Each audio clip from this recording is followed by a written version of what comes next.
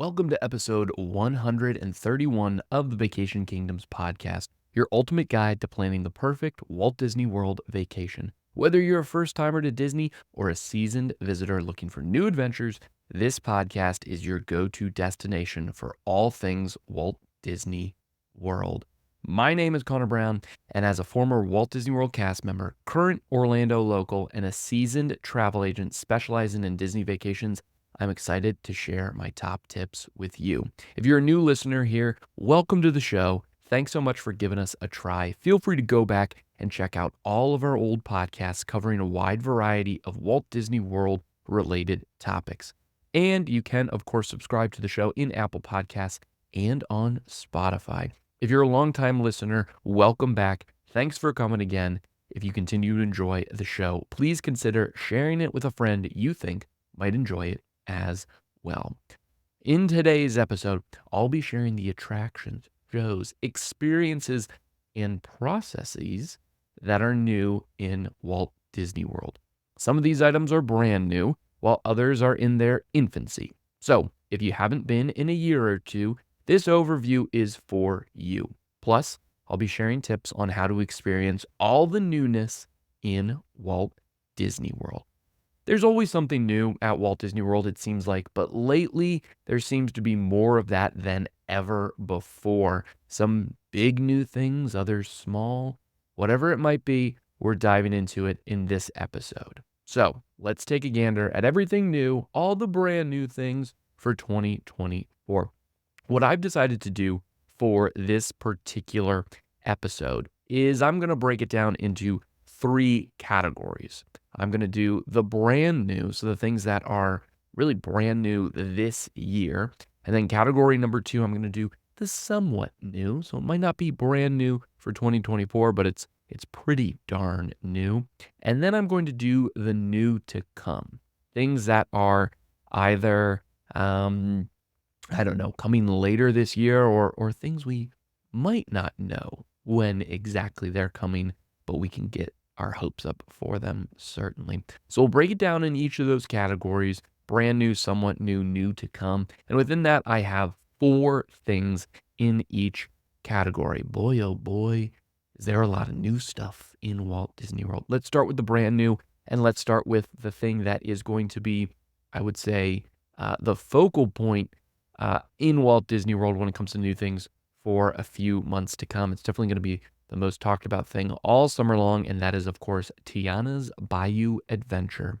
It's the biggest new addition. It's the biggest new addition in a little bit, probably since Tron opened last year. And you can tell it's big because the marketing budget is behind it. I live in Orlando. I live very close to the parks. Billboards are all over the place saying Tiana's Bayou Adventure, now open at the Magic Kingdom. So you can certainly see, Disney thinks either it's going to be big or it needs to be big. So that's where the marketing dollars are going, promoting it, trying to get people to come to experience it. It hasn't even technically been open a full month, but it's getting really, really great reviews. I've experienced it. I talked about it on our previous episode. I gave a little bit of a review and a guide to ride and those sorts of things. I love it. I think it's a great family attraction. It's a great first thrill family attraction, right? Of course, you have the Barnstormer, you have kiddie roller coasters, those sorts of things. This is where there's a serious drop involved in Tiana's Bayou Adventure. So it's going to be a good kind of, I guess you could say, step up in the thrill scale, but still appeals to the whole family. It's not just all about Tiana, not just all about Princess Tiana, but it's about music, it's about the bayou, it's about thrills, some scary stuff. So I think it appeals to a lot of people. Great family attraction, like I said. And it's going to get plenty of attention this summer, not only because it is the newest thing in the busiest park in Magic Kingdom. It is hotter than the surface of the sun out there. And of course, this previously was known as Splash Mountain. You will get wet on Tiana's Bayou Adventure. Funny enough, I think you might actually get a little less wet than how you would get on Splash Mountain. I don't know. It seems like there's like less water cannons or something, or maybe just for the time being. I don't know. But either way, if you need to cool off a little bit and you need some water to help with that, Tiana's Bayou Adventure is a great option for that. Moving on to our second brand new thing at Walt Disney World. It's actually within walking distance. Well, I guess everything is within walking distance at Magic Kingdom. That's a stupid example because it is a walkable park. It is within throwing distance. Maybe if you're Drew Bledsoe, I don't know. I feel like my rotator cuff issues probably couldn't get there. Anyways, it's also really close to Tiana's Bayou Adventure, and that is the Country Bear Musical Jamboree. Now you might be thinking, Connor, the Country Bear Jamboree has been there since the park opened in 1971. And I would say, you're correct. The Country Bear Jamboree has, but the Country Bear Musical Jamboree has not. And Disney's ongoing attempts to, I guess, add as many adjectives into a title as possible. We've added in musical jamboree, so that's number one. Musical jamboree is there. But the show has gotten a complete redo. Prior to this, the Country Bears were animatronic bears, robot bears, singing old country western songs. Songs you've never heard of before, to be honest. Songs that, if you knew them, you probably knew them from this attraction. Now it's a totally new story. The bears are still singing in a country western style, but they have redone some classic Disney songs in a country western style. I loved the old Country Bears. I would say I was not the leader of the Country Bear fan club because there's a lot of people out there. But I also understood in order for it to continue to exist, it needed to bring in crowds, it needed to bring in more people. The way to do that was to change something. Something had to change. A lot of people were nervous about adding in Disney songs to this because they like the wacky, the punny, spelled Punny nature of this show, for sure. But they were cautious to bring in the Disney music. I was optimistically cautious, I guess you could say. But the more I saw, the more previews I heard, um, I started to get even more excited. I just got to experience this. I actually experienced a preview of this show before it opened to the general public. Now it is open to the general public, so when you're in Magic Kingdom, you can go, you can queue up for it. But I got to do a special preview of it a few days before, and I loved it. I thought it was really, really, really well done. The bears, of course, they're singing these new songs. Some bears have new names, but overall, they all are new animatronics, or they're heavily refurbed animatronics. So their motion is much more fluid. The music, the clarity of the sound system, it's all brand new. So you can hear that so much better. If you had experienced this before in the last few years, there was a lot of clickety clackety that the bears or the animatronics were making just because that's what happens when animatronics get old. Sometimes it was even hard to hear what they were singing or saying because of the clickety clackety, because of the sound machines. The stereo wasn't great. That's all totally redone. One other thing that was really cool about the preview I got to attend, it was a D23 preview, which is the fan club for Disney fans. They had someone from the Walt Disney Archives, which is like the historians of the Walt Disney Company. They spoke a little bit about the old version of this attraction. And then the Imagineer, the person that builds the attractions, the show producer from Imagineering was there. So he was really in charge of taking the idea and bringing it to life. What I really loved was the passion of the team that built it. The Imagineer was there. He had talked about how he loved the Country Bears ever since he was a child, how it had always been a dream of his to work on the Country Bears in some capacity. And he reiterated the fact that if we want the Bears to be there for 50 more years, it needed to change. It needed to bring people in. I believe that this change, bringing in these songs, this new storyline, these enhancements across the board, um, are super beneficial for the attraction overall. I felt like maybe it alienated people who didn't have the history with the Country Bears that I did before. Uh, Now I think anyone can go in, understand what's going on, understand that it's punny, Punny, and understand that these bears are putting on a concert with songs that they actually know in the form of a country western style Disney classic songs being played, of course. So the passion of this team was really, really awesome. And let's not forget that sweet, sweet AC, baby. That sweet, sweet AC. A great place to take a load off. It's a quick show. It's only about 15 minutes once you sit down in the theater. Continuously plays, so you're not going to have much of a wait at any point during the day. But it's a great place to just go in, take a quick chill, get some AC, watch some fun bears, listen to some fun music. Really, really, really enjoy it. You definitely going to want to check it out. Now, those are the two new things, the newest things that have debuted in the Magic Kingdom. Let's shift in our brand new category that we're still in over to Epcot. Epcot has been in a state of becoming, I guess you could say, for years and years and years now. We had been introduced to a whole host of uh, plans when it came to the refurbishment or the reimagining of Epcot.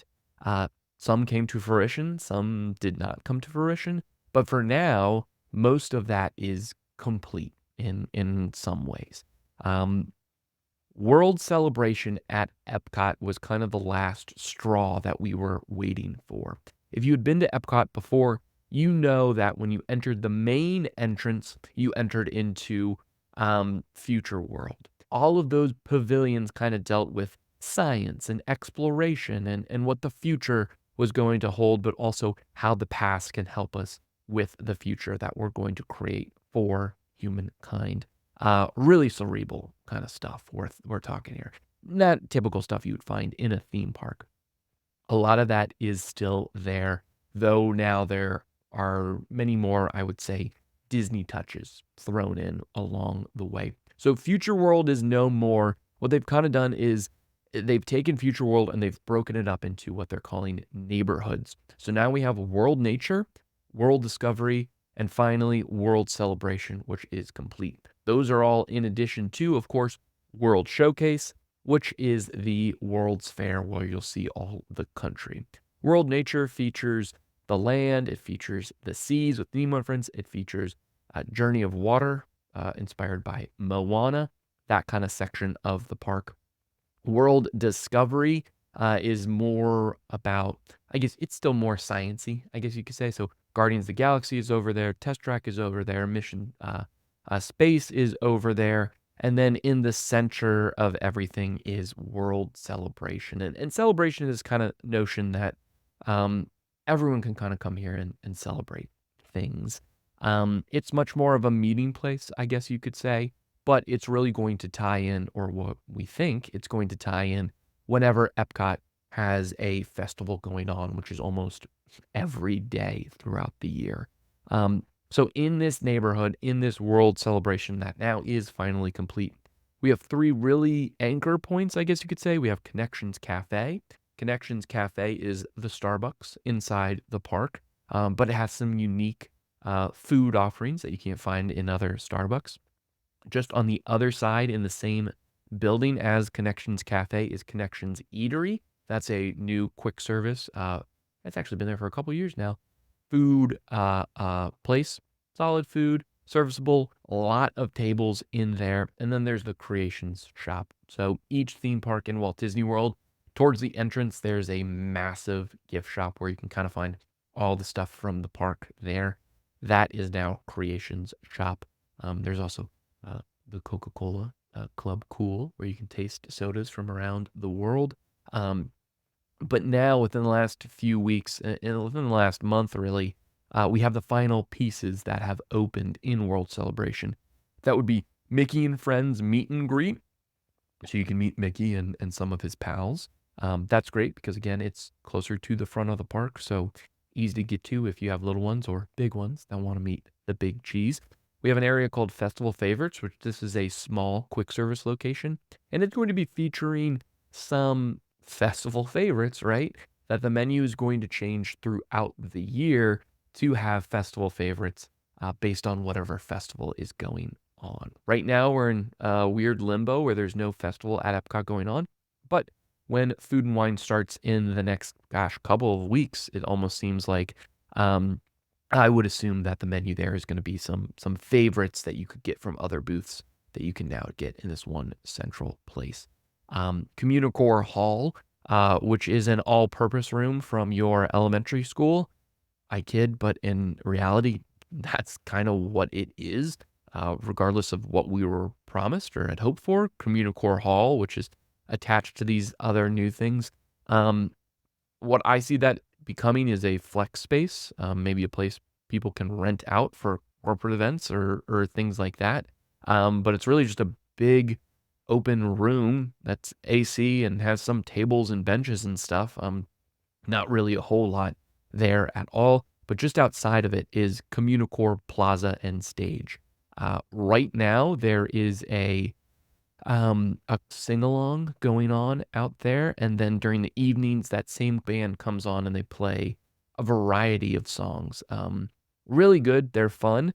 I would think that that too will change as the festivals uh, change throughout the year. So take Festival of the Holidays that happens during Christmas. I would think that they're going to be up there singing Christmas songs or holiday favorite songs, those sorts of things.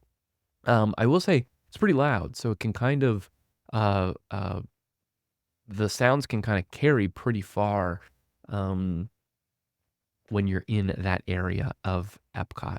But one other thing that I have that is kind of all around this central point that is World Celebration is that there's ample seating everywhere. There's picnic tables, like heavy duty picnic tables, not just ones you can buy at Lowe's or Home Depot.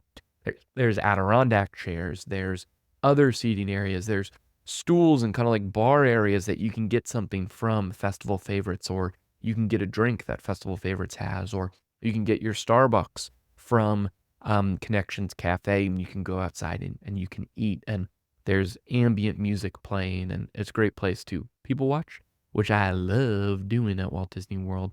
Um, and kind of just chill for a little bit. Ample plugs all over the place too if you need to charge a device or something like that. So my favorite part about World Celebration is really just the chill spots, I will call them. Club Chill, what up? Meet me there, yo. Um, that was tough. You hearing that was probably difficult to hear, but Club Chill, let's make it happen. So, in theory, Epcot is quote unquote done for now. Except they opened all this stuff and then they closed Test Track for probably a quite a lengthy refurbishment. It's going to debut as now Test Track 3.0. But everything else in Epcot, when we think about all the other new things, whether it's Guardians of the Galaxy Cosmic Rewind, whether it's Journey of Water inspired by Moana, Remy's Ratatouille Adventure, all these new things that have debuted have really transformed Epcot into this park that's very different when compared to just a few years ago. So yeah, it's here. Now our fourth thing in the brand new section when it comes to what's new at Walt Disney World in summer of 2024 is that new scenes have been added to Star Wars at Disney's Hollywood Studios. They've done this a few times before, but basically, Star Tours is this motion simulator. When you get on it, you go to all these different planets, all these different scenes from the Star Wars universe. They have now added in some new characters, some new scenes from, in particular, Disney Plus Star Wars series that fans really like. So you have Ahsoka, you have Andor, and of course, you have some new scenes from The Mandalorian, the most popular of all the Star Wars series. They occur in different places during the ride. Typically, Star Wars is random, meaning when you get on your vehicle and your ride is about to start, you don't know the planets or the scenes that you're going to see. You could ride it 10 times in a row, and it could be totally different every single time.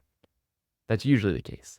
When they add in new scenes, what they do is they typically lock those scenes in place for a few months. I anticipate this going probably through fall, maybe even through the holiday times as these locked scenes, so you won't get any random ones or ones from the past. They did this with the newer movies, like I can't remember if they did it for um, The Last Jedi, or I can't remember which one they did before, but whatever they did it for, they locked those scenes in place, and that's what they're gonna kind of do for this as well. I think I haven't done this one yet. I'll be honest, I have not done Star Tours yet, but I'm excited for one scene in particular. I'm excited for Grogu. It's Baby Yoda, y'all. Baby Yoda. What an adorable little creature that guy is. Or girl. Not really sure. Don't really want to get too into that naming or the gender of Baby Yoda. Anyways, check it out next time you're in Hollywood Studios. You can hop on Star Tours, see some characters from Mandalorian, maybe even Grogu. So there you go. 4 brand new things in Walt Disney World, new scenes in Star Tours, World Celebration complete at Epcot, the Country Bears musical jamboree, and Tiana's Bayou Adventure. That's brand new. Those are the brand new things. Now let's transition into the somewhat new. So these things are somewhat new. If you haven't been in a couple of years, you might not have gotten to experience these things yet. So they're still pretty, they have that new car smell to them still, in a way. One big thing is the newest nighttime spectacular, which is also at Epcot. This is Luminous, the Symphony of Us. Again, new nighttime show in Epcot. It debuted December 5th, 2023, so it isn't even a year old. I have enjoyed this show. I know some people are on the fence about it, but a lot of people have enjoyed it. I was an Illuminations fan, which was several shows ago at Epcot. Um, what's cool about this is it has Disney music in it because that's the soup du jour. Disney putting Disney music in anything that it can get its hands on when it comes to the Disney parks, as they should, right? They own the music. The music's great. It has Disney music in it, but it still plays into the Epcot vibe, right? You still get kind of music from around the world, quote unquote, stories from around the world. I will say World Showcase Lagoon, where this show takes place, it's just a great place to watch a show, right? Previously with Harmonious, the last nighttime spectacular at Epcot, the thing about World Showcase Lagoon is it's a big circle lagoon, so you can kind of be anywhere in World Showcase and see this nighttime spectacular, and you have at least a decent view. With Harmonious, there were some barges that they floated in that really, unless you were in the front or the back seeing the show, you missed out on a lot. With Luminous, that's kind of no longer the case. No matter where you are around World Showcase Lagoon, you have a good option. I would still recommend either checking it out in the Japan pavilion. In the Germany pavilion, sometimes you can't get that close. Germany and Italian pavilion, you can't get that close because of dessert parties they have going on. Or at the front of World Showcase, if you're coming from World Celebration, right at those port of entry, they call them stores. That's a great view. It's also a great way, to hightail it out to the parking lot if you park there or you're catching a bus back to your resort. But my favorite place still to watch any Epcot nighttime spectacular is the bridge that takes you from the United Kingdom pavilion into the France pavilion. I love that place for watching a nighttime show at Epcot. I do like that one a lot. That's my favorite. So that's a top tip for that. It has a 17-minute runtime, which is a bit long. So just know you're going to be standing outside for that long. And even that, I'd say get there at least 30 minutes prior to showtime for a good spot so you can have an unobstructed view. That's a good ballpark that you can kind of run with. Runs nightly, usually around 9 o'clock, 9:20, somewhere like that. Check the My Disney Experience app for specific details, depending upon the day that you go.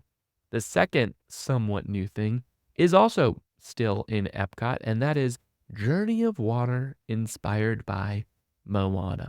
This opened on October 16th of 2023, so again, not even a year old. This is a very fun area. It is a walk-through attraction. So this attraction won't ever really have a wait time. Um, I would think maybe during busy times of the year, it might, hold a certain number of people, like only a certain number of people can go in, but within the almost year that has debuted, except for the first couple of weeks, we really haven't had a line to get in. So the walkthrough experience, I really like that because you can kind of experience it at any point. Of course, it's going to be crowded, more crowded during more crowded times of the day, but it's generally easy to get in. It's a really great area, but it's especially fun for the kids. Um, Basically, how it works is you go through kind of the life cycle of water, whether it's coming from the sky, whether it's coming from the sea, the waves, and there's all these interactive elements that are really, really cool. Some of them are awesome. You can command the water just like Moana can with your hands, with your power. You get a little He-Man action. I have the power, and you can control waves and things like that.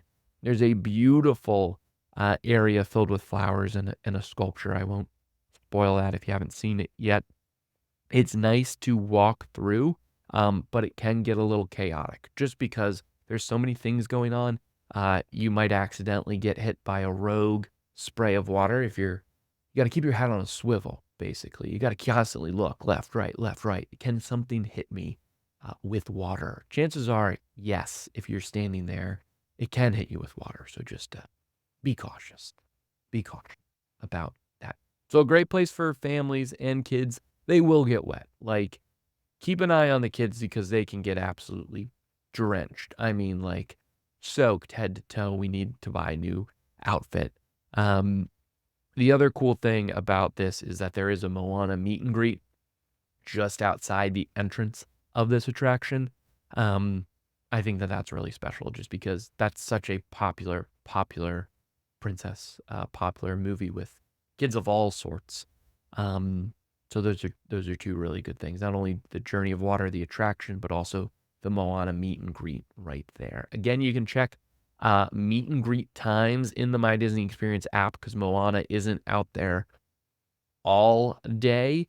There are specific times, but if you just check the app, or if you walk past, you can kind of ask a cast member, hey, when's Moana going to be back out? So, what's the third thing that is somewhat new at Walt Disney World? Let's hightail it back over to Magic Kingdom, shall we? And that is Tron Light Cycle Run. This opened April 4th, 2023, so it is now just a little over a year old. This is a real thrill ride. Magic Kingdom has always had a good amount of thrill rides, right? Whether it was Splash Mountain, now Tiana's Bayou Adventure, Big Thunder Mountain. I would classify that as a family-friendly, fun ride. Space Mountain, the most thrilling of all the attractions, I think, in Magic Kingdom. But now this is a tried and true thrill ride. I believe you have to be 48 inches tall to ride this, which is the tallest of any attraction in Walt Disney World, typically. It goes up to 60 miles per hour.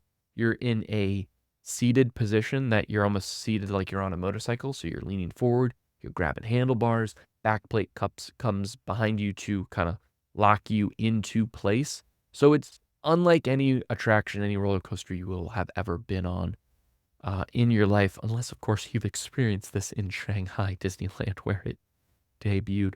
But regardless of that, it is a high intensity thrill ride. Really a first for Magic Kingdom that kind of no longer is as a family friendly ride. It's awesome. It is really, really, really cool. It's fantastic as at day.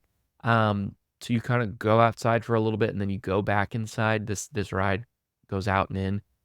But it's really, really cool at night.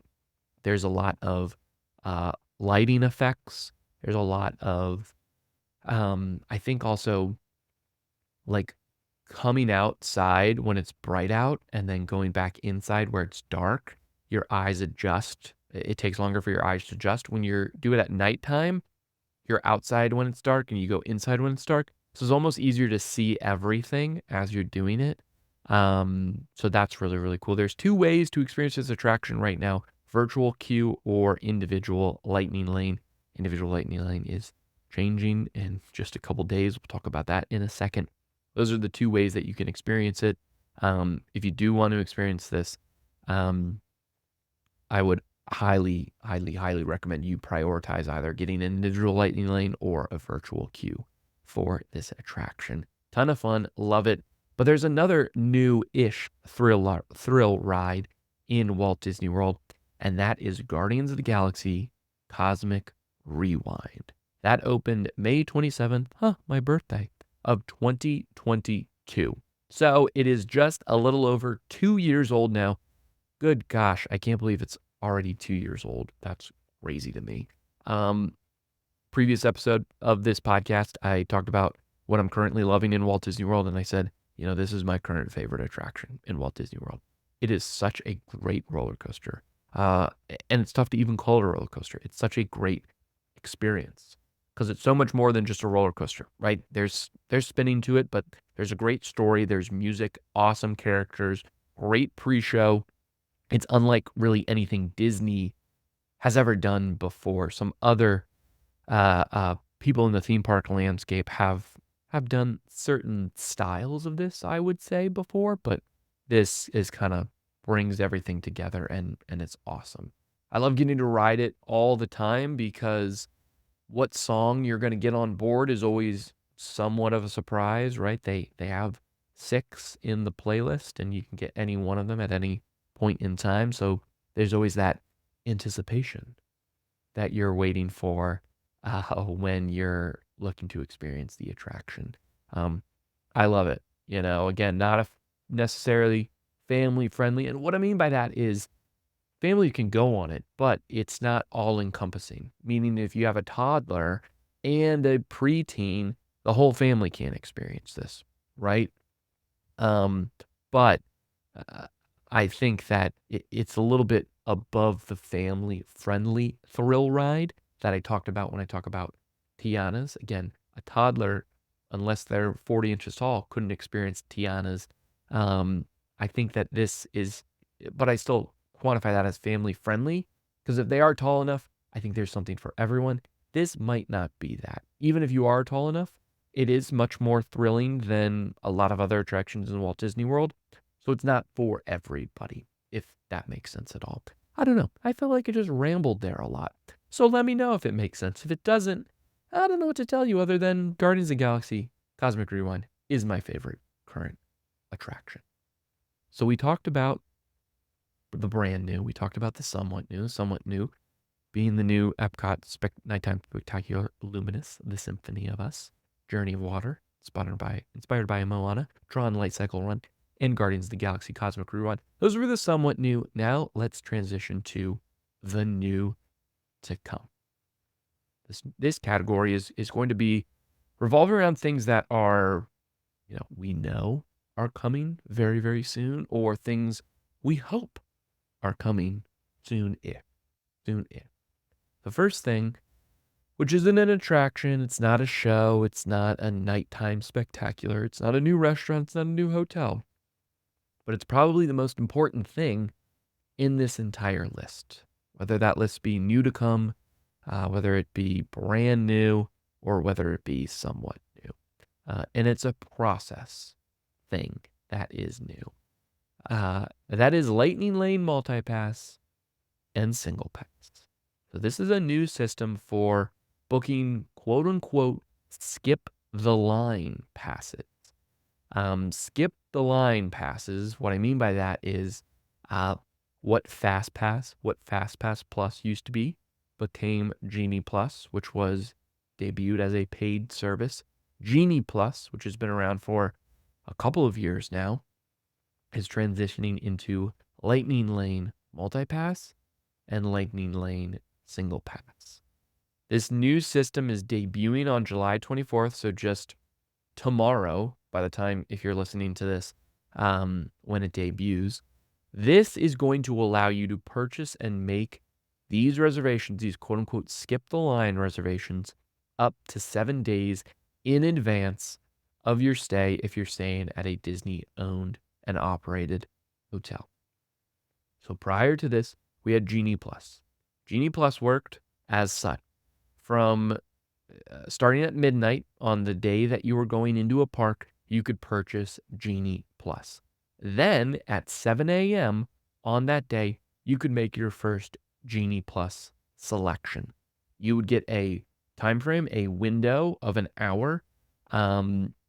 Within that hour, you could show up to the attraction you selected and go through the Lightning Lane and ride that ride with an expedited wait of about 10 to 15 minutes, much shorter when compared to those very popular attractions, standby lines that could be 30, 45, an hour, 2 hours, or even beyond. That was Genie Plus. You could only purchase it the day of your park day. You could only make reservations the day of your park day, starting at 7 a.m. If you were going to purchase it for multiple days of your stay, you had to do that process every single day. Very stressful, very annoying, waking up as early as humanly possible, right, to make these things for your park stay. People didn't like that, right? This now allows you to make selections up to 7 days in advance if you're staying at a Disney-owned hotel. So Genie Plus is going away. This new service, Lightning Lane Multipass and Lightning Lane Single Pass, is still paid for, but 7 days prior to your arrival, prior to check-in, you can make this purchase. It'll still operate at 7 a.m., right? You'll be able to purchase it in kind of one fell swoop.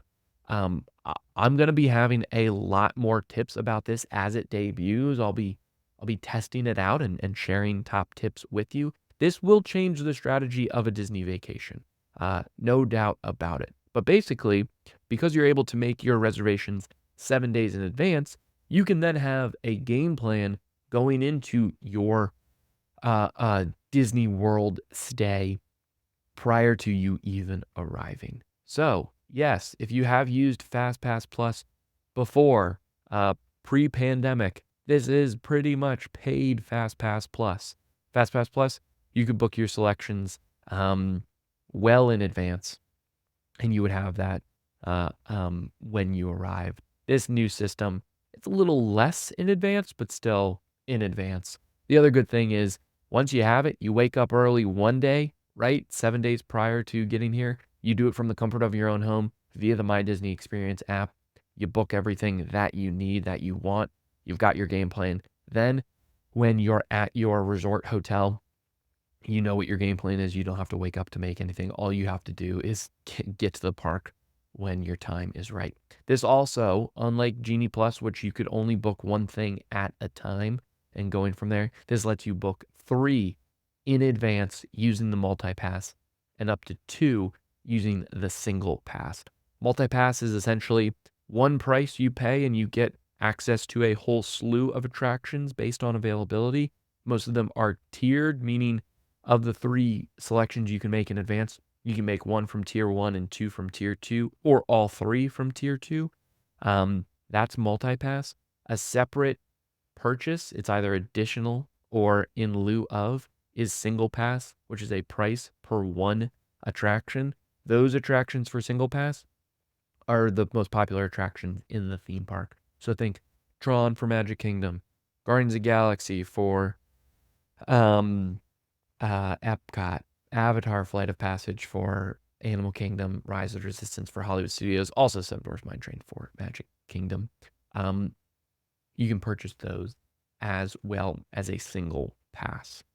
So there's a lot. That's a lot. And listen, all I wanted to do with this right now is just let you know that this change is occurring, that it's going to be um, very, very crucial for the vacation planning and your strategy for a Walt Disney World vacation. I'm gonna have a lot more information, so don't fret about it right now. I'm gonna be testing it out, like I said, and I'll share more tips as I utilize it more and more. But just know, it is a something you can do in advance, 7 days in advance if you're staying at a Disney owned and operated hotel. If you're not staying at a Disney owned and operated hotel, you can only do it 3 days in advance, and you can only do it for 1 day. So 7 days in advance if you're staying at a Disney owned and operated hotel.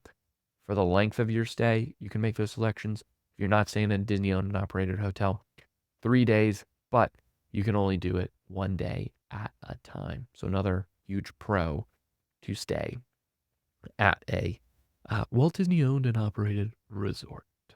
A lot more to come from Lightning and Multipass and Single Pass, but it is debuting July 24th at Walt Disney World. Another new thing to come, maybe a little less stressful thing to come, is The Little Mermaid, a musical adventure. Again, a musical adventure, a description within a title. Disney loves to do this currently.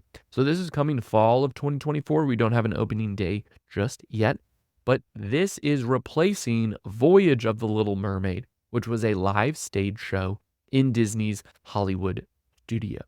Voyage of the Little Mermaid was a family favorite for my family growing up. It was really cool, really well done, really different. It included live actors, it had puppets, it had special effects. The difference between this stage show and other stage shows, Voyage of the Little Mermaid, was it was almost continuous. So like every 20 minutes, there was another show, right? So you would just get in line and you could go to the next show, that sort of thing. It was more like Muppet Vision 3D or a 3D movie in the sense that there was always a next show. There was always a next show. The only difference was it had live actors and puppets. So that complicated things a little bit more, which I thought was cool. Versus if you're in Hollywood Studios, for the first time in forever, Frozen Sing Along, Beauty and the Beast live on stage, Indiana Jones Epic Stunt Spectacular. Those all have set times throughout the day. They're not offered continuously throughout the day. Voyage of the Little Mermaid ran from 1992 until 2020 when the park closed for the pandemic. And then it hasn't reopened since the parks reopened in summer of 2020. So it's just kind of been sitting there for a while. It'll be reopening in this new format. What format that is, who knows? We've only gotten some really, really, really small, I guess you could say, conceptual art. Will it have puppets still and special effects and live actors? I don't know. Time will tell. Again, like I said, hopefully it's still a continuous show. I will say one thing about Hollywood Studios, a lot of new stuff has come to that within the last 5, 6, 7 years. So it is a very different theme park. It needs help with capacity. This, having a theater that continuously has shows playing, I think will be a big deal. I think will be very, very important. And also, it'll be a great place to chill. Take a nap in the show. Don't take a nap. Please, appreciate the actors. But it has AC. It's a nice place to decompress. Great for the little ones, especially on hot days. So The Little Mermaid, a musical adventure, is coming fall of 2024. We also have a new hotel, kind of, coming to Walt Disney World. This is just an extension of the Polynesian Village Resort, which is on the monorail loop next to Magic Kingdom. And this is the Island Tower at the Polynesian Village Resort. This will be opening December 17th. This is a new Disney Vacation Club resort. So Disney Vacation Club, in simplistic terms, is the timeshare wing of the Disney theme park family, I guess you could say. Super, super, super simplistic. It's much better than a regular timeshare. I've done episodes on DVC in the past. Check those out. Scroll through the feed to get a full DVC overview. The one thing about DVC is you don't have to be a member to stay at a DVC resort.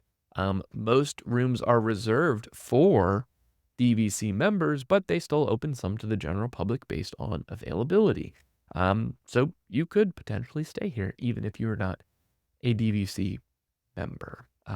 I think this is going to be cool. I love the Polynesian. That's actually one of the final hotels I need to stay at. I've never stayed at the Polynesian.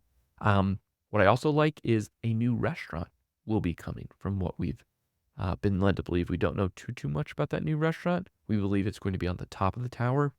That's going to be really cool for views, for fireworks views, in particular from Magic Kingdom. So I'm looking forward to the Island Tower at the Polynesian Village Resort. Looking forward to exploring it. And again, that opens December 17th.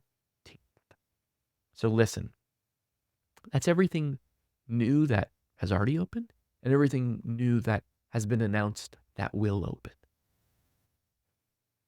When it comes to new to come, the final thing I want to talk about is the things we don't know, or the things that have been teased a little bit, but I believe we will be hearing more details, more announcements, more specifics around some items in the next couple of weeks.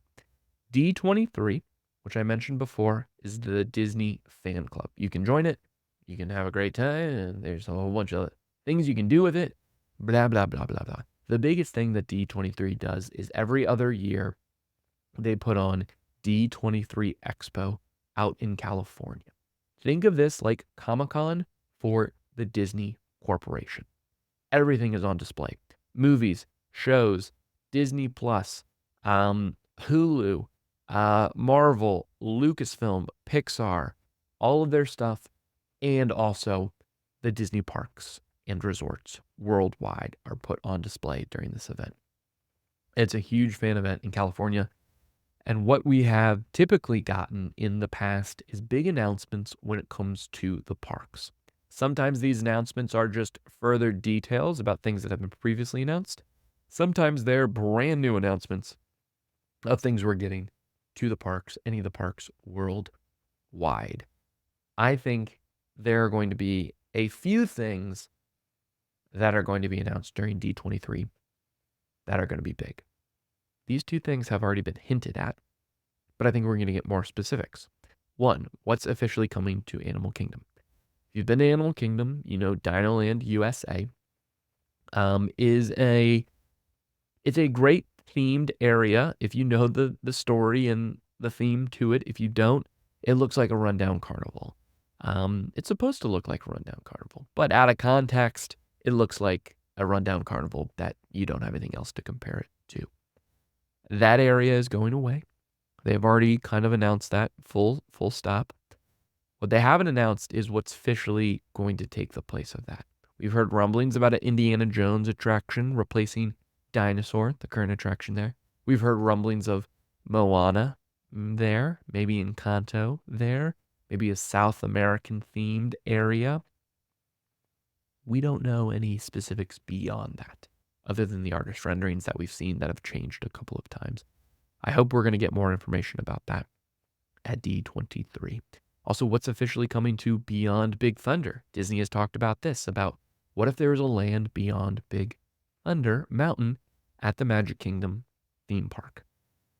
Things that have been hinted at for this area, maybe a villain's land, maybe multiple lands, right? Maybe a villain's land, maybe an Encanto land, maybe another land back there. It could be a gigantic expansion.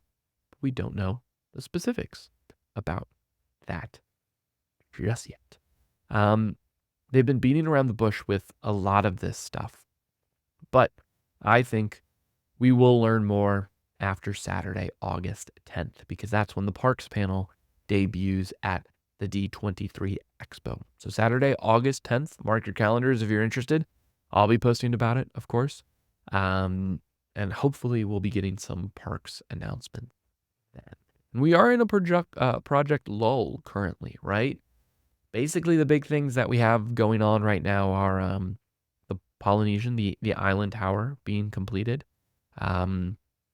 We have Test Track now getting a big redo.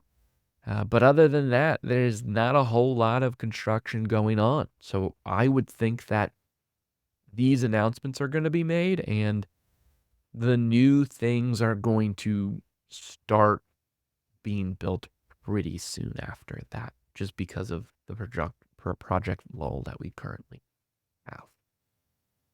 Boy, oh boy, there you go. We got brand new stuff, we have somewhat new stuff, and we have new to come stuff. A lot of stuff. What's new in Walt Disney World? It's always a great time to go to Disney World. There's a great balance right now, I believe, of new items and old favorites that you can enjoy. I don't really remember a time when there's been this many new things and classic things kind of at the same time. So that's really, really, really cool. But I do believe that there's a ton on the horizon when it comes to what's next. I hope this was a good look into all things that's new in Walt Disney World. I hope you learned some stuff, and I hope you're excited to experience these things on your next Walt Disney World vacation. If you enjoyed today's episode and you're on YouTube, be sure to hit the like button, leave a comment letting me know you enjoyed it, and please subscribe to the channel. Be sure to follow our handle at Vacation Kingdoms, all one word, across all the social medias. For those peeps listening on Apple, please be sure to subscribe and rate and review the show on there. I'll be sure to read future reviews on the show as well. They help big time, so please just take a couple minutes out of your day. Leave us a review if you do enjoy this show. If you listen on Spotify, please give us a 5-star review if you think we deserve one. And please click the follow button on the show page, as that will help us get in front of more people as well. If you like the show, please also consider sharing it with someone you think might enjoy it, or someone who you know is planning a Walt Disney World vacation. And if you are ready to book your next Walt Disney World vacation, I would love to help you with that as the Director of Agent Development and a travel advisor with Keys to the Castle Travel.